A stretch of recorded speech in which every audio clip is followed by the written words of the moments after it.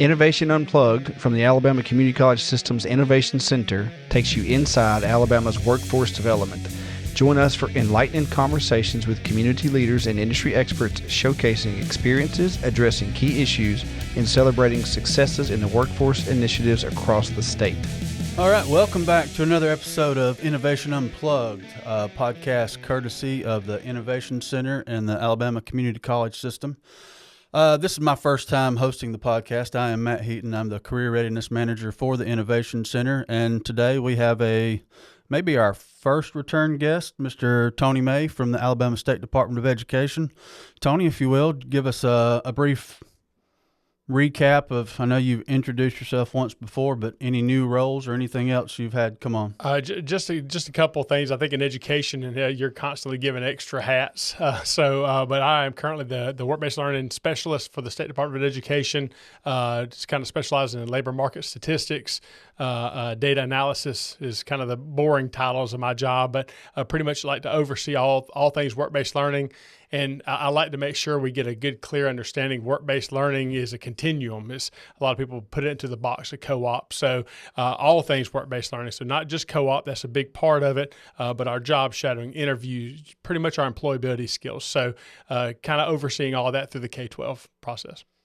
And just recently with some retired folks retiring, you are now my go-to for CRIs as well. That's right. I have some big shoes to fill, Mr. Seeley leaving out. But hey, when you put your years in, you get a chance to go on home. So absolutely. Had the opportunity to run into him at the recent STAR competition, and I think he's enjoying his new role as well. Well, let's jump into it. A lot of notes that I have to speak on, just kind of follow up from your previous podcast, and we'll get to a couple of quotes you have. But the first one you mentioned during the last podcast, you can't be what you can't see. What does that mean in the grand scheme of things? Well, I call it the impossible task when I'm presenting to our teachers and our students, and I know that seems kind of daunting, but it is. It's an impossible task for us in the traditional way that we look at high school. You get into ninth grade, you take a career assessment, you possibly choose a career tech pathway, and you go into a career, you choose college, you choose career pathway, whatever. The problem is most people, and I'm going to steal this from Josh Laney, but you ask most second graders what they want to be, they're going to say doctor, lawyer, firefighter, police officer, because that's what they see. Right. And the thing is in a room full of extremely educated people, we can start making a list, name occupations. I'll just kind of give an example. I've been a systems engineer before I got into education, been a math teacher, been a principal, been a specialist. So I can speak very, very expertly on 4 occupations. Mm-hmm. If we just start naming occupations, nurse, doctor, lawyer, we go through. I've been in a room full of extremely educated people, and some of the best. We can get through about 80 to 100 occupations, which is great. Mm-hmm. Not speak intelligently, just name them. Here in Alabama, we have 860 occupations. Right. And so it's so difficult for allowing, we can do the best we can, but students have to be able to take that initiative to start looking and seeing what they want to do. And that's where the job shadowing comes in and the exploration, because there's jobs out there that we have no idea that even exist. And I love to challenge people, because I do it to myself every day. Mm-hmm. And I say this, I say one day, and if they're watching, maybe they can tell me, I pass by a building called TLK every day, about 4 o'clock in the morning, and I have no idea what they do there. But I know they work on Saturdays. I got a lot of cars there when I was passing by. And I challenge people. I say, drive by buildings. Can you name what they do there? Mm-hmm. Do you even know what they do? And most everybody goes, I have no idea. And so the number of innovative jobs, and even this awesome studio we're in right now, I didn't know it even existed. Right. And what occupations that run this operation, students have no idea. And one of the things I usually kind of get at the heart of the kids is how many of y'all want to be a professional athlete? And of course, teachers laugh and people roll their eyes. The chance of being a Major League Baseball player is 0.801 because it's a global market. Right. You don't have just it's not an American job market. It's a global market. And what I tell students is, did you know, if you love the game, if you're not just trying to make a ton of money, if you love the game, there's 150 occupations that deal with Major League Baseball. I say, anybody say, I'm the worst basketball player on the planet. I think I can claim that. Everybody argues about the GOAT. I'm the worst. I can tell you, I could be in the NBA. Now, not dribbling a basketball. Right. And so students have no idea what's out there. And so going and I will say one of my biggest pet peeves is hearing somebody say, well, they got the rest of their life to work. Well, that's, you got the rest of your life to read, but, we don't want to wait until you're 40 to do it.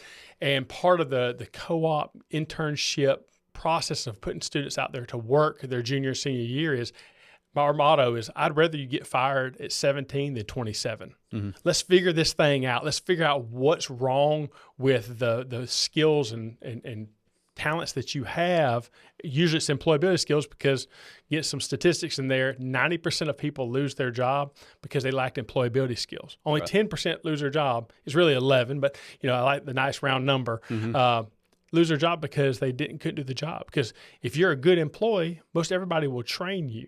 So there's so many things out there for students to do, and they have no idea what's out there. Right.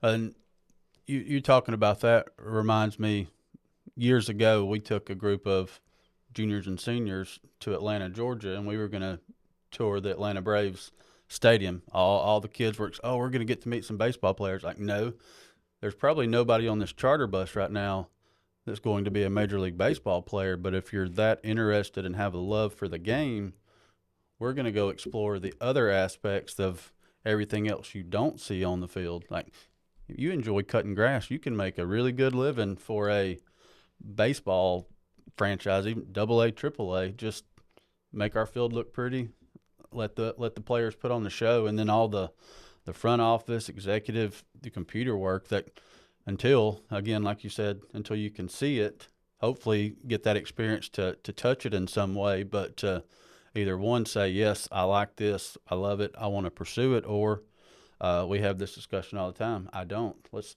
check that off the box. You're not out any money, FAFSA or anything like that, but I know what I don't want to do. Now I can move on to continue to explore the things that I do want to do. So that's good. I kind of thought that was kind of the realm of that quote, and it couldn't be more true. Next, I'm gonna hit you with a little data. I know on your previous podcast, y'all spoke about a few things. I know Houston hit you with our high school sections at that time. I think that was probably late spring of 23 when you came on the podcast last. So those sections at that time, he threw out. We had 278 total sections, and 193 of those were high school. So actually, I think this would be the fall data post that time. But current spring 25, and these were current as of last night. We have a total of. This is our first time as the Innovation Center going over the 1,000 course section mark, but out of 1,017, 510 of those are different high school sections currently taking our courses for a CRI. What does that mean to you and you guys at the State Department? I'll be honest, it means so much. When I first heard about, of course, the first words I heard was skid steer. That was, but I mean, just to go through and I get extremely excited when I talk about the Innovation Center, because what that means is students are getting hands-on and they're getting to apply things. And I'm going to sidebar just for a second because I think this is relevant. I think this has kind of been my new mantra lately is I think what we do, what we've done the worst at, if we could say what we have not done a good job of in education, is explaining to students why you're here. Yep. As a math teacher, I got to ask the questions all the time. When am I ever going to use this again? When am I ever going to use this again? And ultimately, here's the thing. Here's the truth. Is you're here to learn how to learn. A lot of students, and I've been asking them, I'm a youth minister as well, so I ask my students all the time, I ask my youth all the time, what are you in school for? And a lot of them roll their eyes, and I got to get X number of credits, I got to take so many histories, I got to read Shakespeare, I got to turn in a book report. And they think it's all for a grade. Right. And even the math part of it. I was like, the math that you learn is so inconsequential. It's not really anything. It's a foundation of something to actually launch a rocket into space. Yep. calculus is almost like breathing. It's so minute in the process. So we're here to learn how to learn. And so many times students engage in the K-12 process and they never get to apply anything. It's simply just go through and they see everything almost as meaningless. Well, when you get a chance to go in and touch a piece of heavy machinery, and I love the logic of we're going to go through and we're going to do the theory. We're going to show you why, because you don't just jump out there. I don't just, when I was a baseball coach, I didn't say, slide. I need to demonstrate it. And so here's your theory. And now you're actually going to touch it. Because at the end of my class, even as a math teacher, we never touched anything. It just ended with the final exam. What it ends with in this process, 512 different courses, they're getting to actually put their hands on it and realize, I love this, or I could give or take it. And that's and again, you really touch on some nerves when you talk about somebody getting in your classroom. And I was speaking with a chef in one of our high schools, and she's a very talented chef. And we had that conversation of, a kid comes in your class, all of a sudden, I hate culinary. This is awful. I'm ready to be out of here. And your initial knee-jerk reaction is get a little offended. But that's a wonderful thing, because now it's like I want to say, okay, 839 more to look through. And I make the joke all the time. I said, I think one of the craziest statements ever, I said, if you ever look for your keys or your wallet and you say, you find it and go, it's always in the last place I look. Well, yeah. Why would you keep looking? So you're going to not find your career way more, because once you find it. And so back to that thing is why it means so much is that many opportunities for students to actually get their hands on something and discover it and get to apply it, not just a theory. Awesome. All right. So next number, I love digging into these, and it's for my daily routine. It's what I get up hoping to check another one off the box. But last time you were on, we were currently at 5 school systems served. As of this week, spring 25, 119 school systems. So within a couple of years period of time, at that 5, when we were granted, we had 5 school systems willing to do it to prove a model for you guys. So it wasn't even a CRI for those first school systems, but now 119 different school systems taking these courses for a CRI. What does that say to you? One, it shows the excitement. I have done it. I'm not trying to bolster something here. When I've mentioned this to any school that I've been in, I was like, hey, have you seen what the Innovation Center is doing? The excitement. And every time, this has been by far 100% of the time, an administrator, principal, superintendent goes, I got 10 kids right now that I could put in that. The excitement's there. And the fact that you went from, I'm doing some rough math here, 3% of school systems to 80% of school systems in 1 year. It's a testimony to y'all's hard work, but it's a testimony to people buying into this because, it's just a wonderful process. And I like seeing the data, that data specifically, and more so, you see these same school systems because we went from 5 to, and a huge jump when we attached to the CR list to mid-70s to now being at almost 120, but those return customers, for lack of a better word, they didn't just take a course to check that box. They're coming back and taking more things. Where I like skid steer, and so now I found out that I can come back and I can take excavator and bulldozer and roller to go along with that to package it for employment in the future. Our goal is to be 100% of those school systems. I don't know. It may not be attainable. There may be, oddly enough, some school system, for whatever reason, they don't pursue that career tech track, but hopefully we get there. So, I definitely think it would be a disservice to our students to not offer it, because y'all are asking a pretty penny for it, which is nothing. Yes. It's if as a principal, as a former principal, you would have presented me with this, I'd have been like, this one of them too good to be trues. Is like, what are you going to hit me with later on down the road? And nothing but opportunity. And so, I mean, and again, the way it's scaled is any number of students can do it. And again, I can even see the ones going, man, I love skid steer, but what is that fiber optic thing? Right. I mean, that's look, and I'll tell you right now, my wife being a poultry farmer, it would have saved me a whole lot of money if I'd have known how to splice fiber optic. And and so because that's how they run in our internet. And hey, look, I was up at 12:30 this morning because a piece of the fiber optic port, thank goodness it was something I could fix, went out. And the alarm's going to call you all night long, and we got to make sure that the fans are turning on.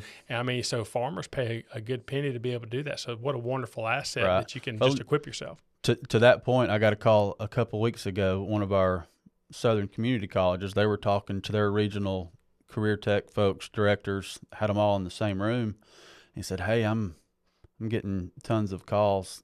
Can fiber optics be part of the agricultural natural resources?" I said, "I don't know why it can't." I said, it's already kind of grandfathered into the CRI list, so those individual specialists just need to see that request. He said, well, our specialist is going to be in the room tonight. I was like, captive audience. If it makes sense and fits the curriculum, then those things can be updated. So, and their main point was that chicken house and everything automated, and there's a certain kind of wire and fiber you need for that. So one of our biggest, he was actually our pilot instructor for the fiber, and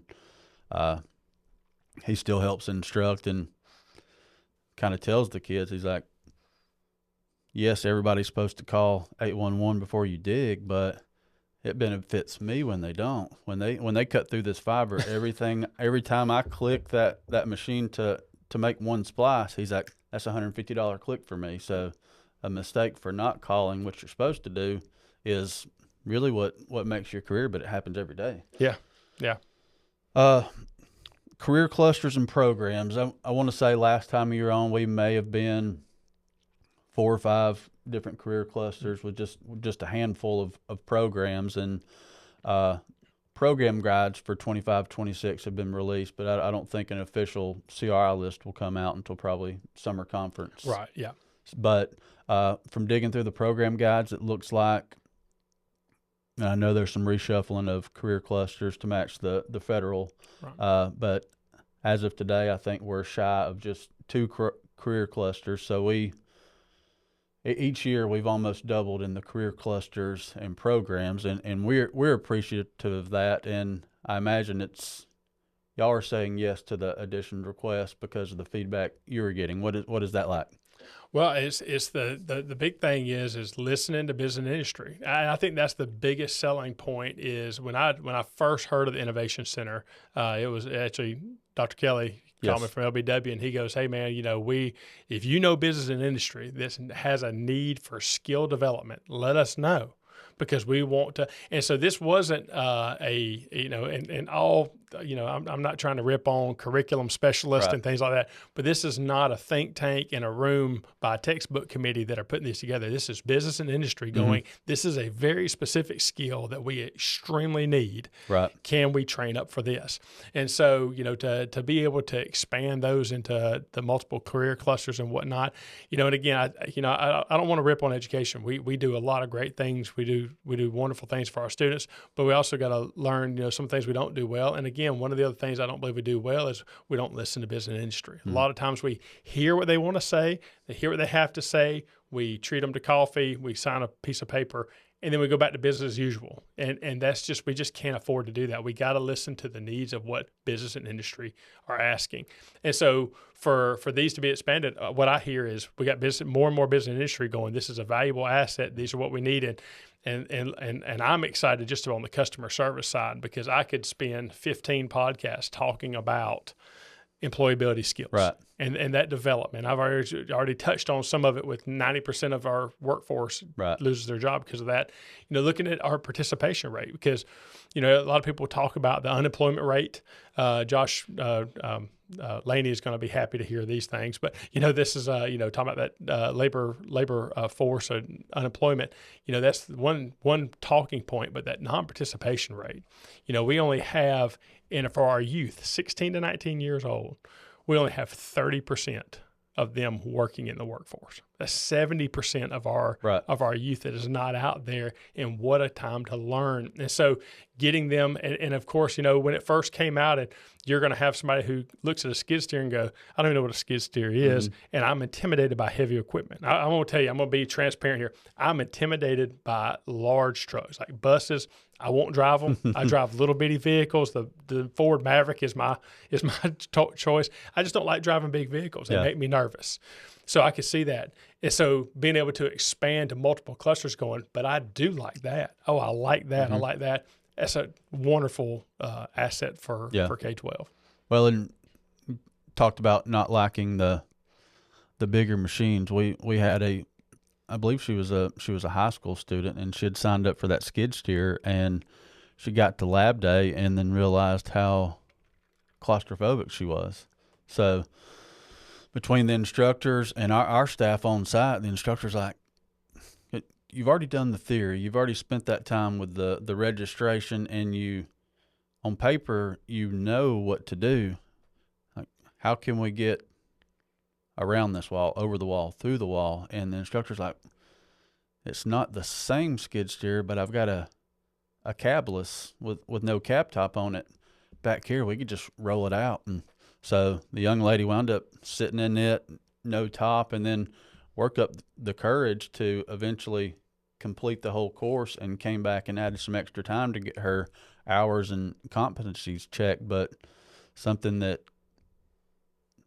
if you would have let her, she would have, I'm not going to credential, I can't do this, but just to allow opportunities. And in the grand scheme of things, that's probably what we're trying to do the most, is just to allow a different opportunity for a career path, career exploration. So it's fun. It's on a daily basis. We hear different testimonials and well, and it's not ideal, but I mean, that's part of that good process. She realizes, I don't want to do this. Yep. I mean, and I know we want to complete it. We want to get through it. You just, hey, let's tough it out. My dad gave me the mentality. You never, hey, look, if you're going to start it, you don't quit, things like that. I get that. Yep. I get that. But I'll tell you, I'm kind of an odd person when it comes to workforce. I get enthralled by just watching people do the job. So next to they're building the new legislative house, or the house, whatever it is called. They're building that, and I've watched, and I just get fascinated. I'll sit out there and watch, and I'm like, how did this guy's just hammering away on some rebar? It's like, what? Who? Not only how does he know to do that job? Who assigned him to do that job? And then I look up at that crane operator, who's, I mean, he is a long way, and there ain't nothing but him and a piece of glass separate. So it's part of that whole.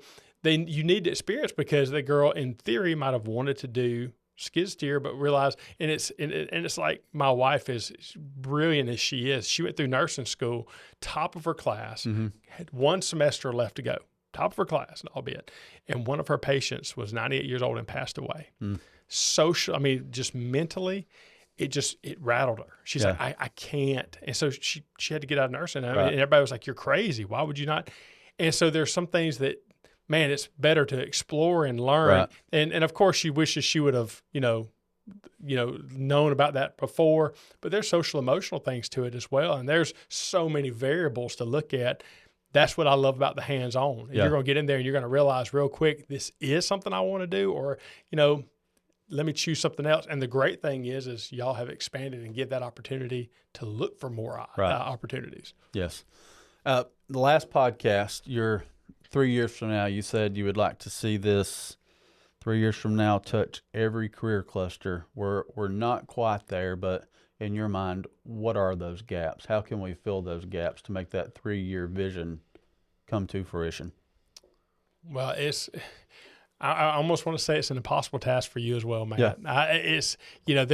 What we've done is or what y'all have done is again a broad opportunity of things to do. I just want, if it's sustainable, just to continue adding, because again, it's business and industry going, this is a skill we need.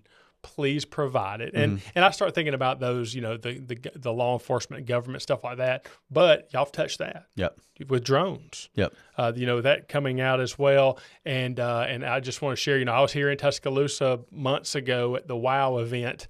And of course, I'm a big nerd when it comes to technology and stuff like that. And so I see this drone and I'm like, this thing is sweet. Well, it was ran by, I saw cybersecurity. My son at the time was wanting to go into cybersecurity. So I was like, hey, tell me about it. But I was like, I work with Tuscaloosa Police. We fly out these drones and we can look at access. I mean, he looked at a sign he's like, that sign is 86 yards away and it measures at 72 degrees. I'm like, why would you need to know the temperature of the sign? He goes, thermodynamics. We can, if we don't have lighting, we can, almost like the Predator movie, we can look at your heat signature. So yeah, even in law enforcement, because I started thinking, what could you do in law enforcement? But y'all are doing it with drone technology. Yes. So again, just those things that, and what's wonderful about it is everything in technology changes so fast with AI that, it's not just AI, it's the fact that AI is opening up more opportunities for us.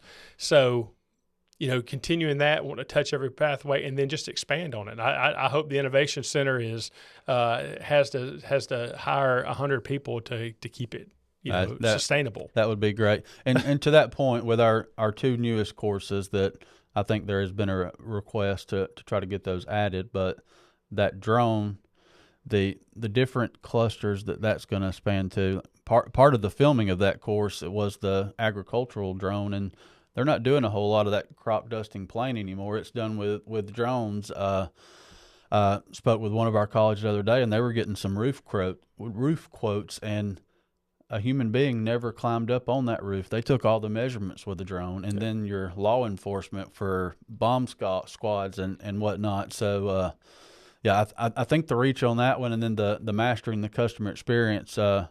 Laura and Kaylee both, they've called me this week like, how is this different from the customer service? I said, well, number one, customer service was a request from Alabama Power, a lot of call center related stuff, and I told you during that luncheon that day that the scenarios can be twisted to whatever cluster or program you're in, but this mastering the customer experience, I said, just the additions, because it was kind of an internal thing, like, hey, we can make this stackable and build upon the basics they learn in customer service, but now it doesn't matter what career field you go into. And I had this discussion the other day. You can be a really good teacher, but if you can't deal with your other adult human beings in the building, your students, and a lot of time the students aren't their issue. They could do that all day, every day, but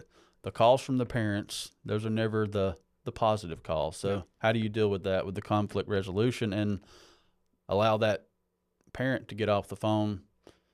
I didn't bend over backwards, but that parent got off the phone thinking the problem is resolved. I'm happy with the way it went, but all parties leave happy, but at the end of the day, you get the job done or whatever task was set out to do. So I hope between those two courses we can fill a lot of those gaps, and I'm excited to see where all it does get added.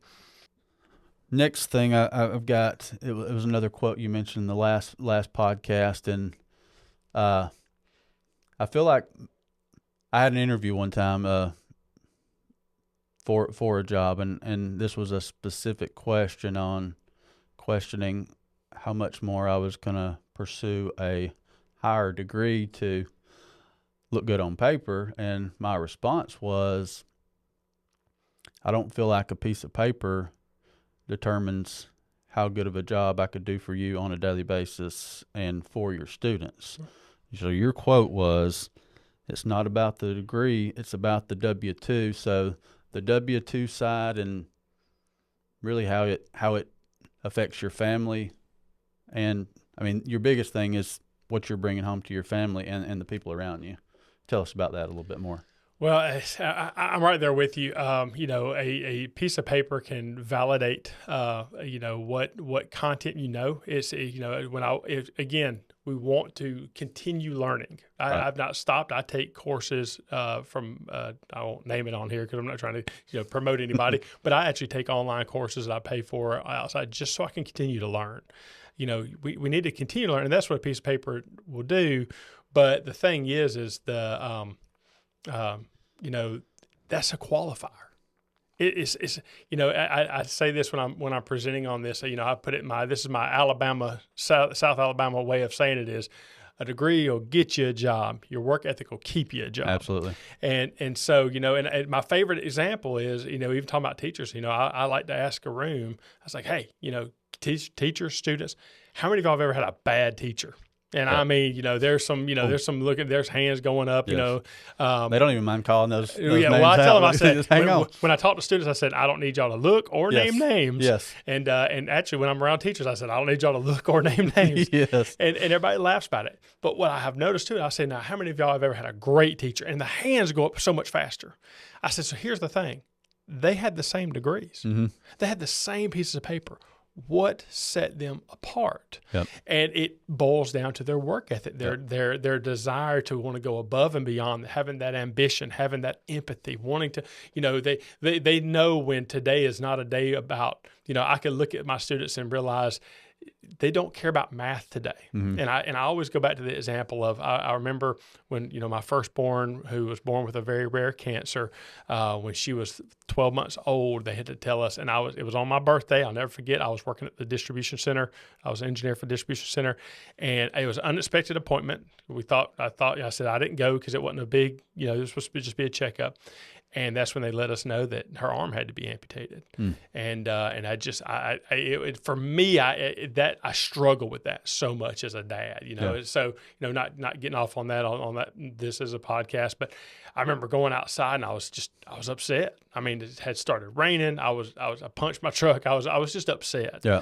And I had to go back into a meeting, and our boss was just livid because ketchup had been miscounted by QA. Yeah. And I did not care about ketchup. Yep. Now, I didn't have to, we didn't argue, didn't scream, nothing dramatic happened, but I'll never forget, I was like, in my world right now, I don't care. Right. And so, and I will say this, and this would be something maybe to even think about, I've started doing I've been dabbling in a leadership. I watch a lot of Simon Sinek and Jordan Peterson, talking about those guys, but talking about leadership because that's nothing that's ever trained on how to do it. And a lot of that is what you were just talking about. How do you deal with people? How do you communicate? How, can you learn to be the last one to speak in the room? Yep. Can you listen? Can you understand that if somebody has a different opinion? Because right now, go on social media. If somebody has a different opinion from you, it's almost offensive. It's like you have punched me in the face if you disagree with me. Yep. And it's like that's not the case. We can disagree. And so let me talk to you. And as a principal for all those years, I had a good rapport with parents because I would just listen. Mm-hmm. They wanted to come in, and sometimes it's scream and cuss and whatnot. It didn't rattle me. It wasn't me as a person they were attacking. They had a situation, and they just needed to be heard and have at least somebody to advocate for them. I may not agree with you, but I'm going to advocate with you. What can we do to find common ground? So those things right there, and so this all goes back around to, yes, and I tell students all the time, please don't hear what I'm saying as education is not important. Education is critically important.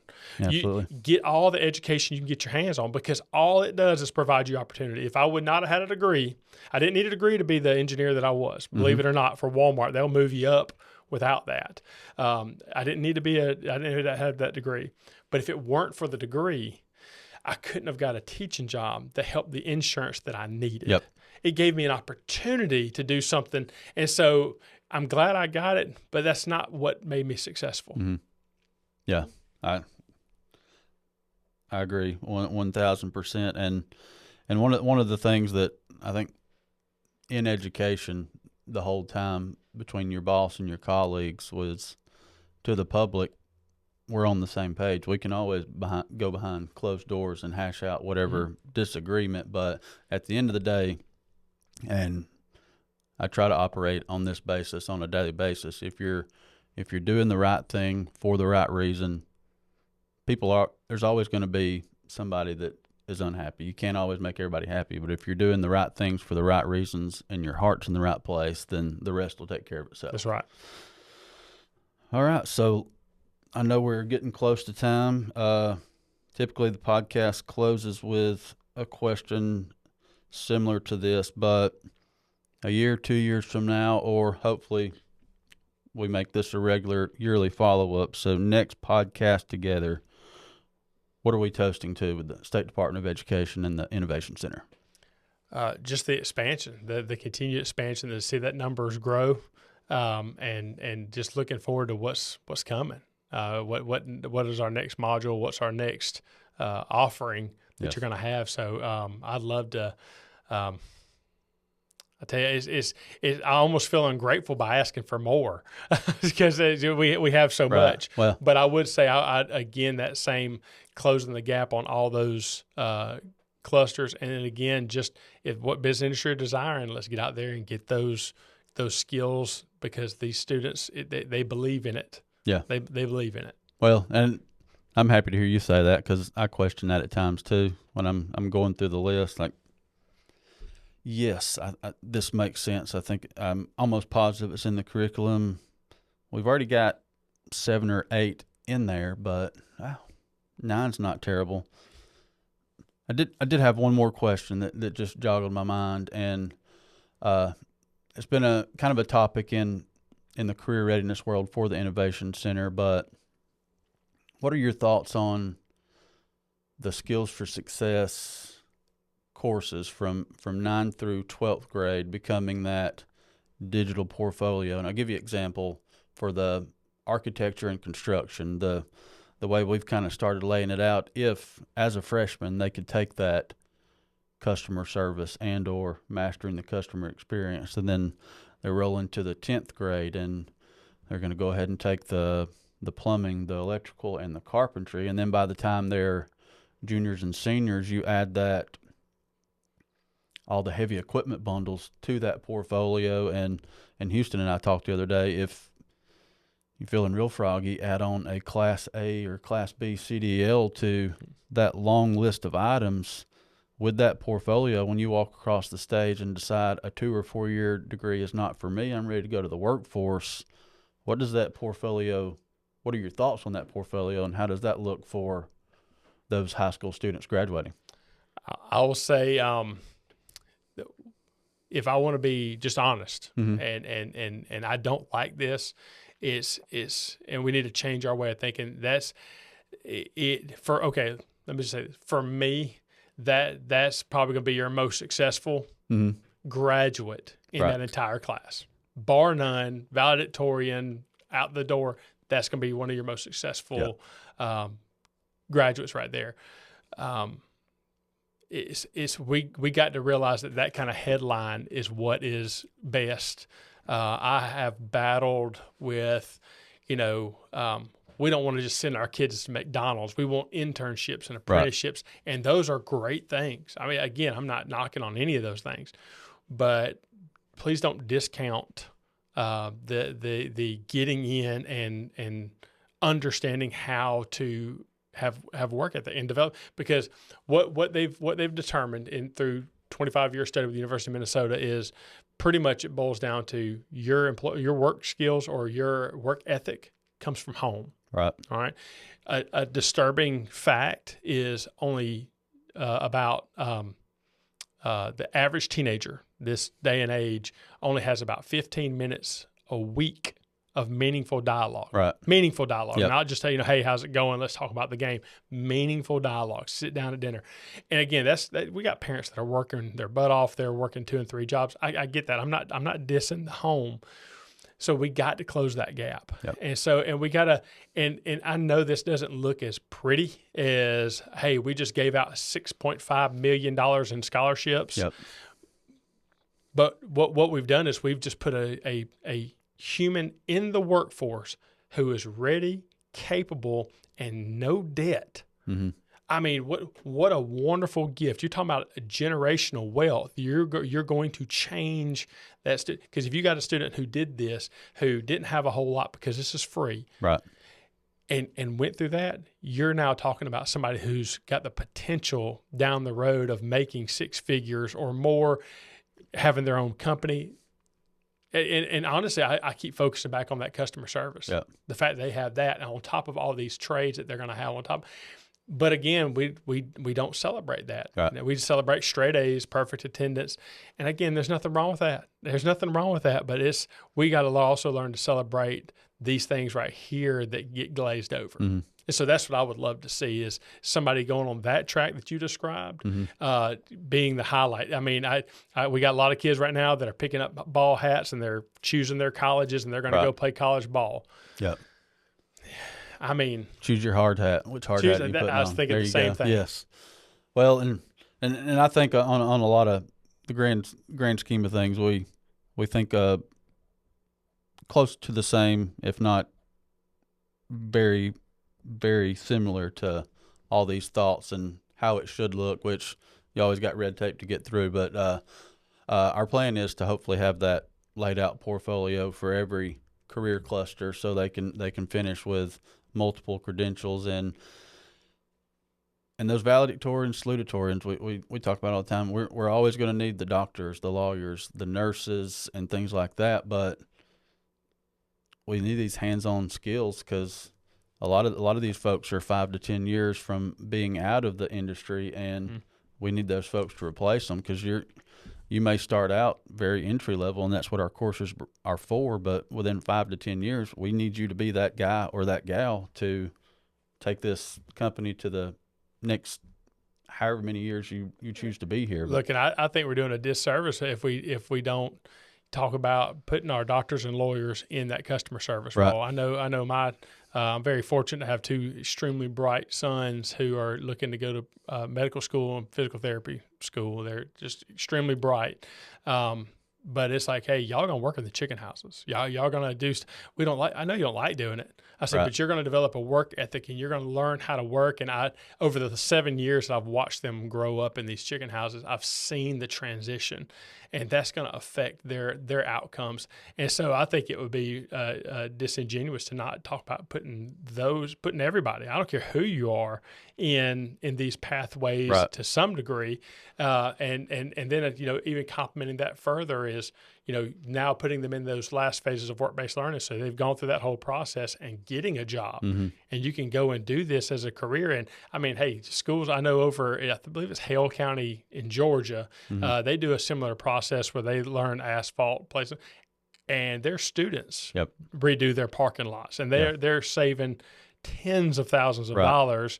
And it's not free labor. They're paying their students to do it. But, I mean, it's a teaching and earning situation. And that's what the whole process is. It's like, hey, I love seeing the economic impact, but, man, the skills that you're getting out of this, invaluable. Absolutely. And we're going to have a follow-up at some point in time, and it looks like we're going to make this a yearly thing, because there's a lot of project-based learning that we can touch on there, that things that we have had. But they're telling us in our ear that we are out of time. We are way over time, and I think we could probably still talking for another hour if we needed to. But want to thank Tony again for being here, Tony May with the Alabama State Department of Education. This is going to conclude another episode of Innovation Unplugged. Make sure to like, subscribe, and follow Innovation Unplugged on all of your social media platforms. Thank you, and have a great day.